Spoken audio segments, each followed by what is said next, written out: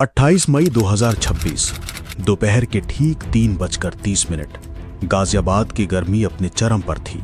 खोड़ा colony के ऊपर हवा जैसे थम गई थी। गलियां गर्म थीं, दीवारें तप रही थीं और नवनीत विहार में रहने वाला 17 साल का छात्र सूर्या प्रताप चौहान अपने घर में था। तभी उसके फोन की स्क्रीन चमकी। एक कॉल आई। दूसरी तरफ एक ऐसी आवाज थी जिसे सूर्या शायद अपने बीते हुए कल का हिस्सा समझ चुका था। कुछ सेकंड बात हुई, फिर उसने फोन रखा, घर वालों की तरफ देखा और सिर्फ इतना कहा, अभी आता हूं। ये एक आम सा वाक्य था, लेकिन किसी को अंदाजा नहीं था कि यही उसके जीवन का आखिरी वाक्य बनने वाला है। वो घर की चौखट पार करके बाहर निकला, गली से गुजरा और फिर कभी वापस नहीं लौटा।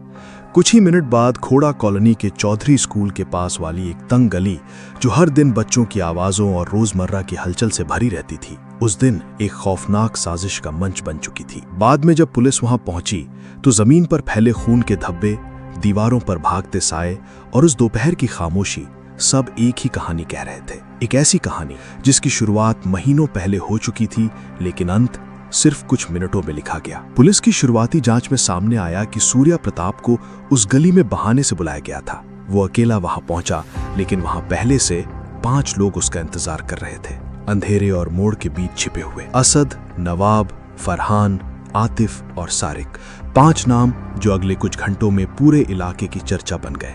चश्मदीदों और पुलिस की FIR के मुताबिक वहां कोई बहस नहीं हुई, कोई जोरदार शोर नहीं हुआ। सब कुछ बेहद खामोशी, तैयारी और बेरहमी से हुआ, जैसे सब पहले से तय था, जैसे हर सेकंड की रिहर्सल की जा चुकी हो। मुख्य आरोपी असद सामने आया। उसने सूर्या को घेरा और फिर वो एक ऐसा वाक्य बोला जिसने बाद में पूरे मामले को और भी ज्यादा खौफनाक बना दिया। उसने कहा, क्या कभी बकरा कटते हुए देखा है?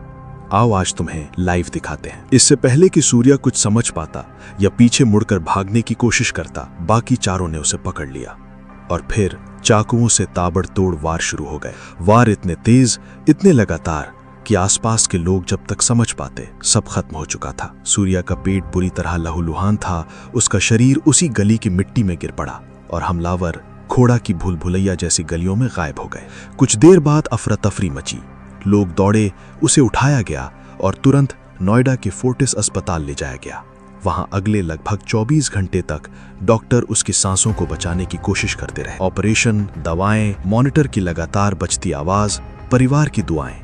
लेकिन शुक्रवार 29 मई को अस्पताल के कमरे में मॉनिटर की लाइन सीधी हो गई। सूर्या प्रताप चौहान अब नहीं रहा। जैसे ही उसकी मौत की खबर खोड़ा कॉलोनी पहुंची, पूरा माहौल बदल गया। घर के बाहर भीड़ जमा होने लगी, रोने की आवाजें, गुस्सा, नारे, सवाल। हर कोई एक ही बात पूछ रहा था, आखिर क्यों सूर्या? किसने, किस लिए? और फिर जब पुलिस ने गहराई से जांच शुरू की तो इस हत्या के पीछे एक पुराना पन्ना खुला। यह अचानक हुई वारदात नहीं थी, ये कोई सड़क किनारे शुरू हुआ झगड़ा नहीं था, ये एक लंबे समय से पल रही रंजिश का नतीजा था। पुलिस के मुताबिक सूर्या और असद के बीच करीब 8 महीने पहले एक विवाद हुआ था। उस वक्त इलाके के कुछ लोगों ने बैठकर मामला शांत करवा दिया था। बाहर से सब खत्म हो गया था, लेकिन अंदर कुछ खत्म नहीं हुआ था। असद के भीतर बदले की आग बाकी थी। वो मौका ढूंढ रहा था और 28 मई उसके लिए वही दिन था। उसी पुराने विवाद ने धीरे धीरे नफरत का रूप लिया और फिर नफरत ने साजिश और साजिश ने हत्या। अब खोड़ा में तनाव चरम पर था। पुलिस के लिए ये सिर्फ एक हत्या का मामला नहीं रह गया था, ये कानून व्यवस्था की चुनौती बन चुका था। इलाके में सांप्रदायिक तनाव तेजी से बढ़ रहा था। भारी पुलिस बल तैनात किया गया, रैपिड एक्शन फोर्स को बुलाया गया, गलियों में बैरिकेड लगे, रात भर गाड़ियां घूमती रहीं और पुलिस के पास वक्त बहुत कम था। उन्हें आरोपियों तक पहुंचना था इससे पहले कि माहौल और बिगड़ जाए।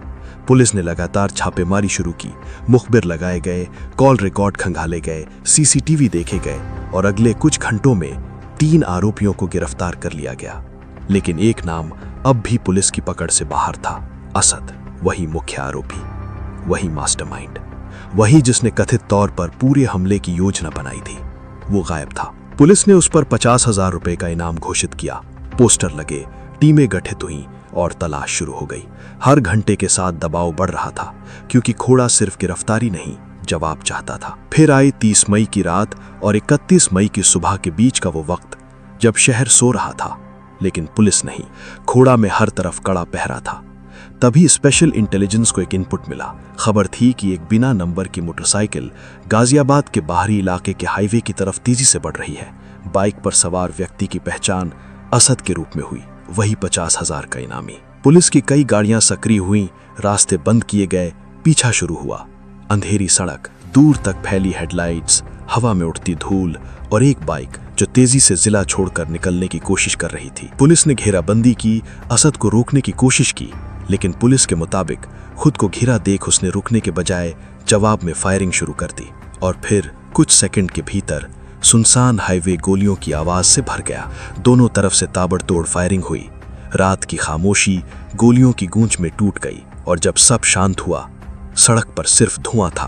पुलिस की चमकती लाल नीली लाइटें थीं और जमीन पर पड़ा असद, वही आरोपी जिस पर 50,000 का इनाम था, वही नाम जिसने 28 मई की दोपहर नवनीत विहार की उस गली में सूर्या प्रताप की जिंदगी खत्म की थी। अब खुद उसी कहानी का अंतिम अध्याय बन चुका था। पुलिस ने बताया कि मुठभेड़ में वो मारा गया और उसके साथ ही इस केस का सबसे बड़ा चेहरा खत्म हो गया। लेकिन कहानी वहीं खत्म नहीं हुई, क्योंकि सवाल अब भी बाकी थे। एक पुरानी रंजिश आखिर इतनी खतरनाक कैसे बन गई? 8 महीने पहले अगर मामला सुलझ गया था, तो फिर भीतर ये आग क्यों जलती रही? और क्या उस दिन एक फोन कॉल के साथ सूर्या को अंदाजा था कि वो जिस आवाज पर भरोसा करके बाहर निकल रहा है, वही उसे मौत के मुहाने तक ले जाएगी? सिर्फ 72 घंटों के भीतर इस कहानी में 2 मौतें हुई। एक तरफ 17 साल का सूर्या प्रताप चौहान, जिसका भविष्य, पढ़ाई, परिवार, सपने, सब कुछ एक पुरानी दुश्मनी की भेंट चढ़ गया। और दूसरी तरफ असद, जो उसी बदले की आग में खुद भी खत्म हो गया।